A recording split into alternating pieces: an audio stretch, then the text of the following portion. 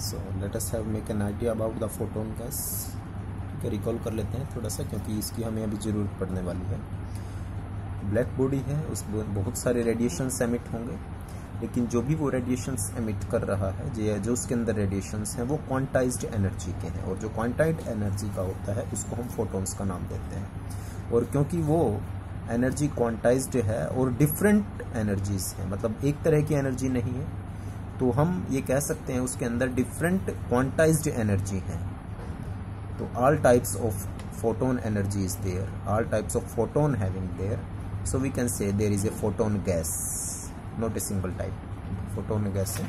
फिर हमने प्रॉपर्टीज को थोड़ा सा डिस्कस किया कि जो फोटोन्स होते हैं वो इंटीग्रल स्पिन के होते हैं, h/2π के इंटीग्रल स्पिन, और क्योंकि उनकी स्पिन यूनिटी होती है तो इसीलिए वो पाउली एक्सक्लूसिव प्रिंसिपल को भी ओबे नहीं करते हैं। ये उनकी एनर्जी और ये उनका मोमेंटम हो गया है। अब क्योंकि लगातार फोटॉन्स एमिट हो रहे हैं, एब्जॉर्ब हो रहे हैं, तो उनकी संख्या ब्लैक बॉडी के अंदर फिक्स नहीं है। Numbers of photons are not fix, they are emitting और absorbing. So we can say Ni is constant, और Ni कांस्टेंट है तो उनका डिफरेंशिएशन 0 के बराबर नहीं होने वाला। एक छोटा सा और पॉइंट है वो आपके साथ डिस्कस करना है कि जो फोटॉन्स होते हैं, ठीक है, ये इम्पोर्टेंट वन में से है क्योंकि ये आने वाला है, यूज़ करेंगे हम इसका डायरेक्टली। जो फोटॉन्स हैं, the photons also have a property of polarisation.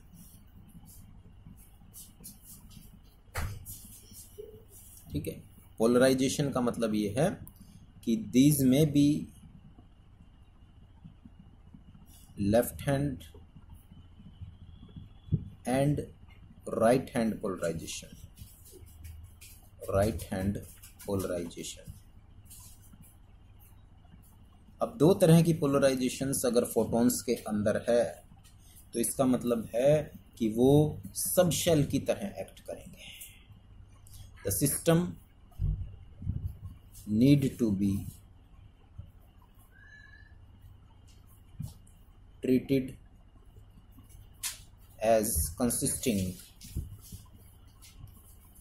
of two subsystems। दो तरह के सबसिस्टम होंगे। ठीक है, वैसे तो एक सिस्टम है उसके अंदर फोटॉन्स हैं, लेकिन ये फोटोन दो तरह के हैं, एक लेफ्ट हैंड, ठीक है, माइनस के, और एक प्लस पोलराइजेशन वाले। तो लेफ्ट हैंड वाले अलग सब सिस्टम में जाएंगे, पॉजिटिव यानी कि राइट हैंड वाले अलग सिस्टम में। तो एक ही सिस्टम के दो सब सिस्टम होंगे, और जब एक ही सिस्टम के दो सब सिस्टम होंगे, therefore volume of position space get doubled. इसीलिए जो वॉल्यूम है पोजीशन स्पेस के लिए भी क्या हो जाएगी, डबल हो जाएगी। ठीक है, यही चीज इसमें समझने की है बस। ठीक है, फोटॉन्स हैं और उनकी प्रॉपर्टी पोलराइजेशन की होती है, तो उसमें लेफ्ट और राइट हैंड दोनों ही पोलराइजेशन होंगे, और जब दोनों पोलराइजेशन होंगे तो एक सिस्टम को हमें दो अलग अलग पार्ट में डिवाइड करना पड़ेगा, यानी एक system needed to be consisting of two subsystems. और अगर दो सब सिस्टम बन गए तो जो पोजीशन स्पेस है पॉजिटिव के लिए अलग होगा, नेगेटिव के लिए अलग होगा, तो वो भी वॉल्यूम भी डबल होने वाला है। ठीक है, ये चीज़ हमने डायरेक्ट यूज़ करेंगे इस आर्टिकल के अंदर जो हम अभी कर रहे हैं। So we are going to discuss our next article named as application of Bose Einstein statistics to Planck's law for the study of energy distribution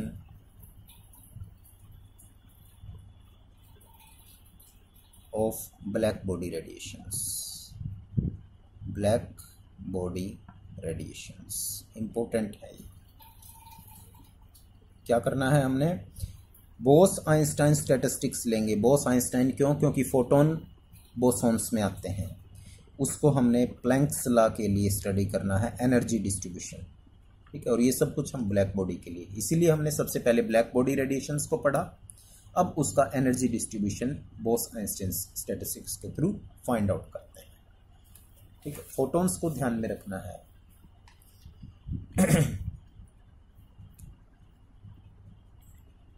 using BE statistics,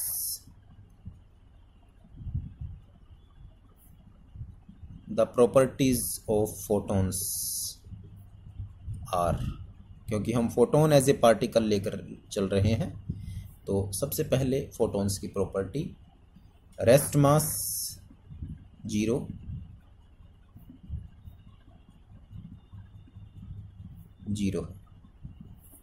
ठीक है। दूसरी चीज, energy of photon is h mu and momentum h mu by c। Third, photons are indistinguishable हैं, indistinguishable, पहचाने नहीं जा सकते। ठीक है, और जो स्पिन है, the spin angular momentum of photon is integral multiple, integral multiple है किसका, h/2π। ठीक है, ये तो हो गई फोटॉन्स की प्रॉपर्टी, ये हम डिस्कस भी कर चुके हैं, लेकिन हम आर्टिकल चेंज कर रहे हैं तो ये सारी इसमें होनी चाहिए। फिफ्थ प्रॉपर्टी वो ये कि number of photon are not constant, the number of photons inside enclosure are not fixed, constant नहीं है। ठीक है, क्योंकि एब्जॉर्ब भी हो रहे हैं एंड एमिट भी हो रहे हैं उसमें से, due to absorption and emission. और जब ये फिक्स नहीं है तो n जो भी हमारे पास है, summation i is equal to 1 to k dni is not constant,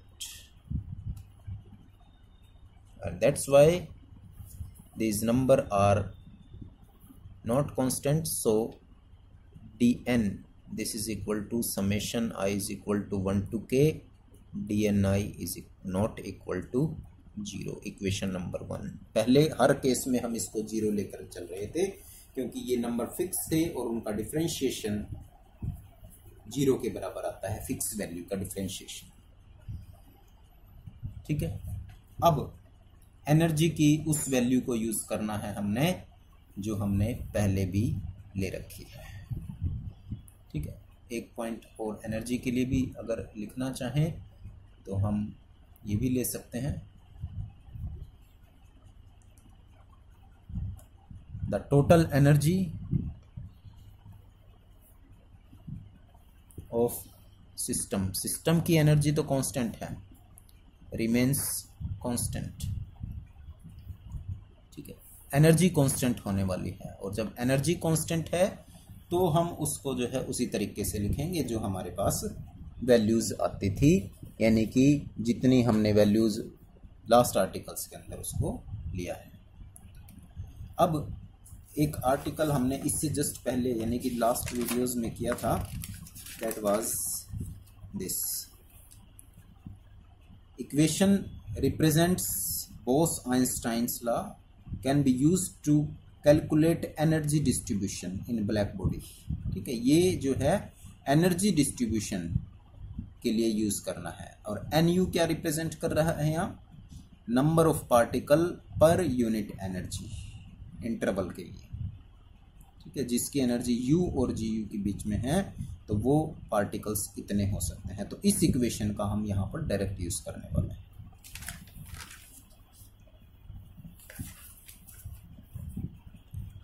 The number of photons the number of photons having mean energy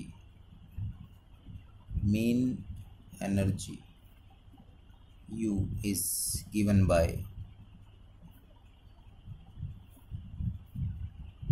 जो आर्टिकल अभी दिखाया था वही du, and this is equal to gu du divided by e की power alpha e की power u over kt minus 1. ठीक है. What is this gu? gu is the number of energy levels corresponding to u state. Here dn is not 0, constant नहीं है हमारी ये value. ठीक. Because of this we take alpha is to be 0.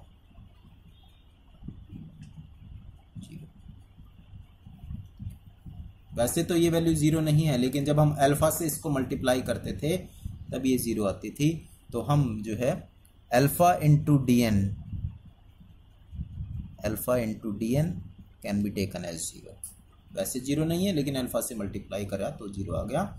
Therefore we get alpha should be 0. Alpha 0 हो सकता है इसमें. ठीक है.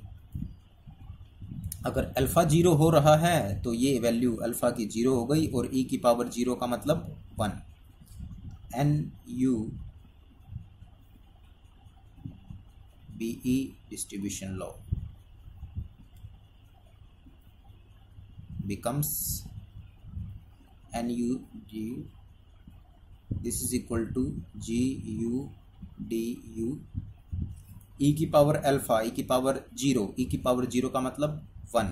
तो सिर्फ क्या रह गया, ये रह गया e की power u over kt minus के 1. इक्वेशन नंबर 1 आ गई हमारे पास. अब इसको एनर्जी की टर्म्स में, फोटोन की एनर्जी की टर्म्स में लिखते हैं एज एनर्जी ऑफ फोटॉन्स. ठीक है. u is equal to H mu.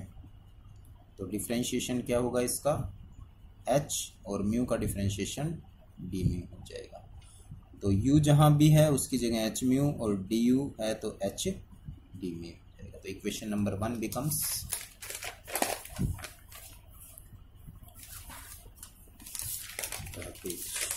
खत्म हो गए हैं. एक सेकेंड. ये वैल्यू हमारे पास आ गई u की h में, डी यू दिस वन. अब ये वैल्यू जो है इस इक्वेशन के अंदर पुट कर देते हैं. ठीक है.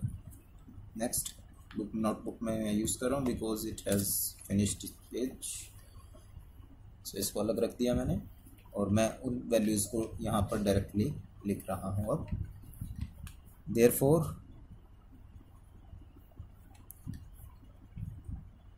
फ्रॉम इक्वेशन नंबर 1, जो इक्वेशन 1 थी हमारी, the number of photons having frequency between u and u plus d nu. ठीक है. न्यू प्लस डी जिस रेंज में होंगे. तो अब n न्यू डी न्यू. ठीक है. एनर्जी को हटा देना है हमने वहां से. एनर्जी को जब हम रिमूव कर देंगे तो u वैल्यू हट जाएगी, क्योंकि अब हम h न्यू को रिप्रेजेंट कर रहे हैं. So this become D new g new D new upon e की पावर u था तो u की जगह h nu over kt minus 1. Equation number 2 हमारे पास ये आ गई है. ठीक है. अब ये जो इक्वेशन नंबर 2 हमारे पास आ गई है, अब इसको नंबर ऑफ फेज सेल्स के साथ भी कंसिडर करना है. नंबर ऑफ फेज सेल्स का मतलब, एक आर्टिकल हमने नंबर ऑफ सेल्स के लिए किया था जब हम सेकेंड यूनिट को शुरू कर रहे थे. ठीक है. उसमें हमने नंबर ऑफ सेल्स निकाली थी. The number of phase space cells g से रिप्रेजेंट किया था, corresponding to momentum P and P plus dp is given by, ठीक है। ये आर्टिकल भी आप जो है पिछली वीडियोस के अंदर देख सकते हैं, वहाँ इसकी वैल्यू हमने लिखी थी नंबर ऑफ फेज सेल्स की, G P D is equal is 4 pi V P square H cube into में डीपी। इक्वेशन नंबर 3 आ गई है, ठीक है। डायरेक्ट लिखना है, इसको याद रखना पड़ेगा आपको। पिछली वीडियोस के अंदर आप क्लैरिफिकेशन के लिए इसको देख सकते हैं। और क्योंकि अभी मैंने बताया था कि फोटॉन्स जो है उसमें लेफ्ट और राइट दोनों पोलराइजेशन है, तो इसका वॉल्यूम डबल होगा due to left and right hand polarisation.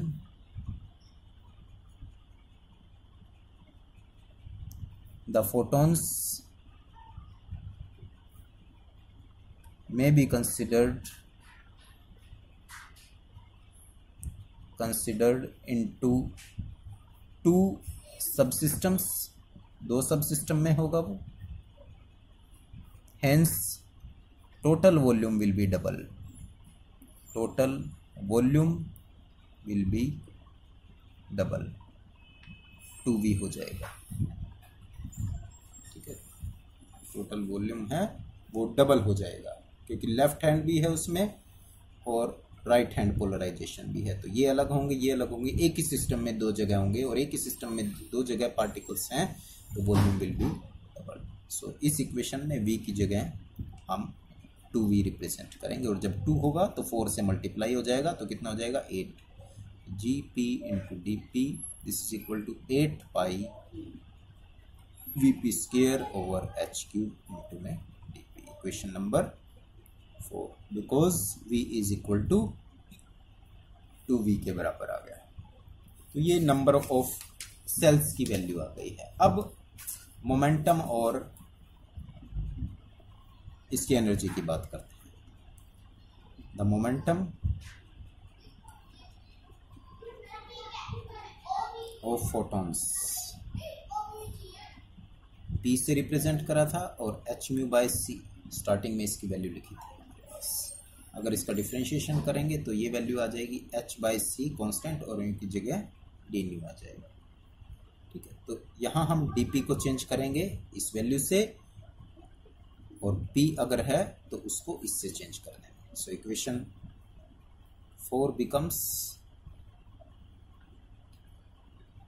g p की जगह आ गया nu D nu this is equal to 8 pi v as it is h cube as it is p का स्क्वायर है, और p के square का मतलब h न्यू ओवर c का स्क्वायर, ठीक है।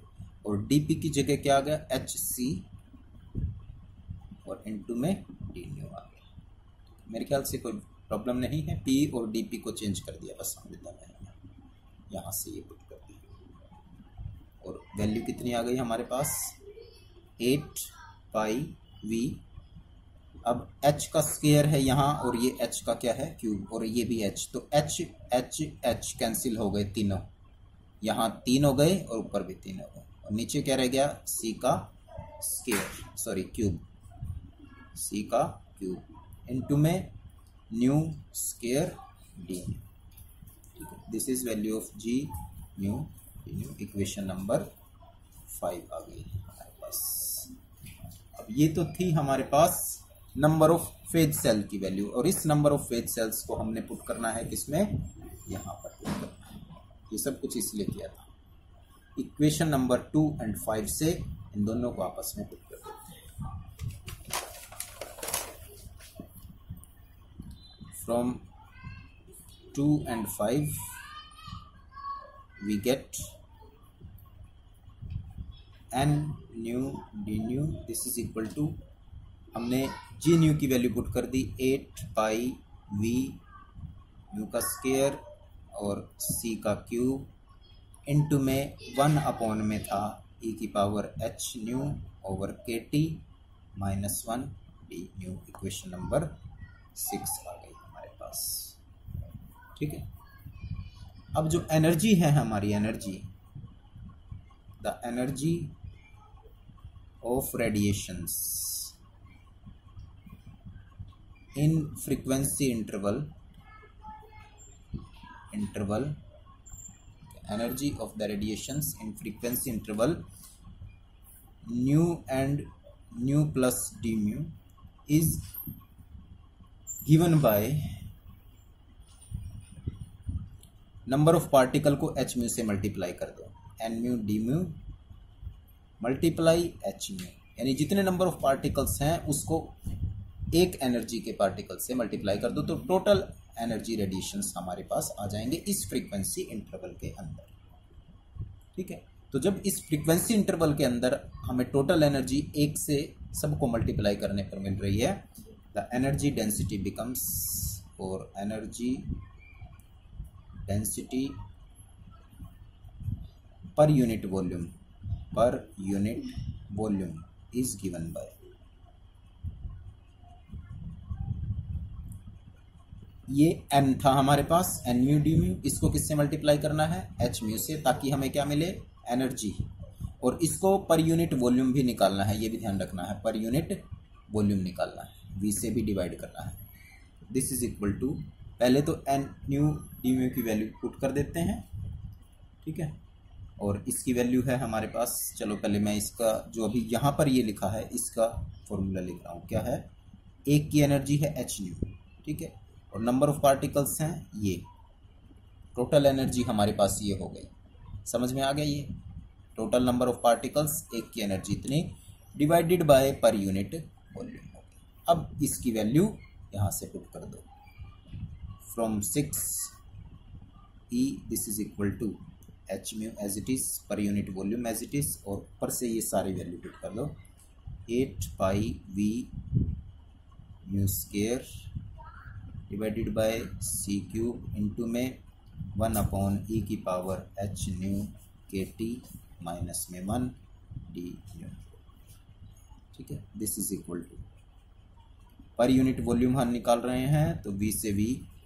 कैंसिल हो गया, यहाँ पर वैल्यू आ गई 8 पाई h न्यू का क्यूब हो गया यहाँ, डिवाइडेड बाय सी का क्यूब इंटू में 1 अपॉन ई की पावर h न्यू ओवर के T minus 1 D new, equation number 7 आ गई हमारे पास। तो हम एनर्जी को निकालना चाह रहे हैं और एनर्जी की टर्म्स में ही वैल्यू हमारी आती चली जा रही है। तो ये इक्वेशन ब्लैक बॉडी रेडिएशंस की एनर्जी को रिप्रेजेंट कर रहा है किस फ्रीक्वेंसी इंटरवल में, mu and mu plus D mu frequency interval के अंदर, ठीक है। This is planks law for black body radiations in terms of frequency of radiations। हमने यहाँ पर इसको frequency of radiations in the interval mu and mu plus d mu, हमने सब जगह mu और d mu को यूज कर रखा है। इस फ्रीक्वेंसी इंटरवल को ये प्लैंक्स लॉ रिप्रेजेंट कर रहा है, ठीक है। लेकिन अगर हम इसको वेवलेंथ की टर्म्स में एक्सप्रेस करना चाहते हैं तो express in terms of wavelength, in terms of wavelength, wavelength क्या होता है, mu is equal to C by lambda होता है। वेवलेंथ ये हो गया हमारा, और इसको भी हटा देते हैं डी म्यू को भी, और ये क्या हो जाएगा सी अपॉन में लैम्डा का स्क्वायर और डी म्यू माइनस के साथ, ठीक है, माइनस के साथ आ जाएगा क्योंकि जब इसका डिफरेंशिएशन करेंगे तो माइनस दिस वन वैल्यू। अब जहां जहां हमारे पास वैल्यू है, ये देखो ई म्यू डी म्यू की वैल्यू है ये, ठीक है, ई म्यू इंटू में डी म्यू, क्योंकि एनर्जी की टर्म्स में हमने इसको फ्रीक्वेंसी के साथ रिप्रेजेंट कर दिया है। अब जहां जहां फ्रीक्वेंसी है उसको वेवलेंथ की टर्म्स में एक्सप्रेस करना है, तो this become E lambda D lambda, this is equal to 8 pi H as it is, ठीक है, सी का क्यूब भी एज इट इज म्यू की जगह क्या आ जाएगा, c अपॉन लैम्डा इस सारे का होल क्यूब इनटू में 1 अपॉन e की पावर h। म्यू की जगह अगेन क्या आ जाएगा हमारे पास, c ओवर लैम्डा के टी। ठीक है, क्योंकि म्यू को हटा दिया और म्यू की जगह क्या लगा दिया, c बाय लैम्डा, और के टी था ही माइनस के 1। ठीक है, और अब इस डी म्यू को भी हटाओ और इसकी जगह क्या आ जाएगा, ये c upon lambda square D mu. ठीक है, हम यहाँ माइनस साइन को नहीं ले रहे हैं क्योंकि ये एक तरीके से मैग्नीट्यूड को रिप्रेजेंट कर सकता है और एनर्जी का नेगेटिव होना कोई मायने नहीं रखता। So we are neglecting this minus sign. यहाँ लिख भी सकते हैं आप, माइनस साइन इज नेग्लेक्ट कर दिया है। अब थोड़ा सा इसको मॉडिफाई कर देते हैं, सी क्यूब से सी क्यूब कैंसिल हो जाएगा और फाइनल वैल्यू हमारे पास E lambda D lambda this is equal to 8 pi H upon lambda का क्यूब इनटू में सी बचा है यहाँ हमारे पास, तो सी भी ये ले लेते हैं और लैम्डा का स्क्वायर है और ये क्यूब था तो 5 लिख देते हैं, पावर लैम्डा की पावर 5 हो गया हमारे पास, और 1 अपॉन ई की power H C over lambda के टी माइनस के 1 D lambda. This is the value of energy in terms of wavelength. ठीक है, तो ये हमारा आर्टिकल ब्लैक बॉडी रेडिएशंस के लिए हो गया। अगर वेवलेंथ की टर्म्स में रिप्रेजेंट करेंगे तो लैम्डा, और अगर हम म्यू फ्रीक्वेंसी की टर्म्स में रिप्रेजेंट करेंगे तो this is the value of frequencies.